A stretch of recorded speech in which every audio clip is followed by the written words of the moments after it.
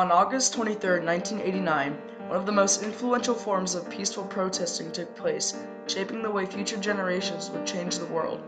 This was the Baltic Way, which took place due to the Soviet-occupied nations of Lithuania, Latvia, and Estonia all desiring to be free from Soviet rule. The Baltic Way consisted of roughly 2 million people joining hands and creating a human chain that was 420 miles or 675 kilometers long.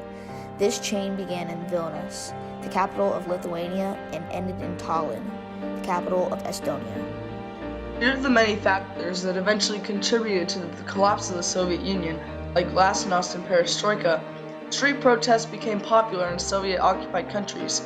In 1939, the Soviet Union had forcefully invaded and took the 3 Baltic states as their own, and ever since, the Baltic people had their human rights violated and were banned from performing many things Baltic people practice in their society and culture. But in 1989, the Soviet was at an all-time low, and this was a perfect opportunity for the Baltic people to plan a form of protest to indicate that they wanted independence.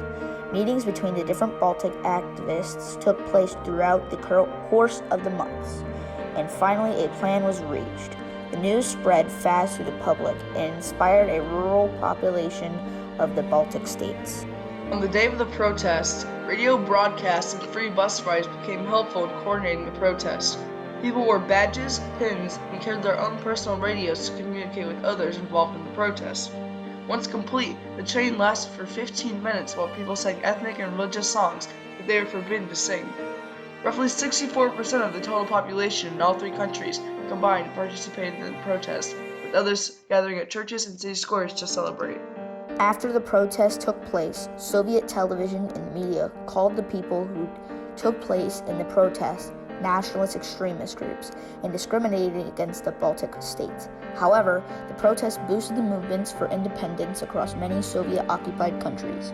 In the year following, the Soviet Union struggled more and more with keeping the country together, and on March 11, 1990, Lithuania officially declared independence from the Soviet Union. With more and more Soviet states following the path of independence, the Soviet Union collapsed on December 26, 1991.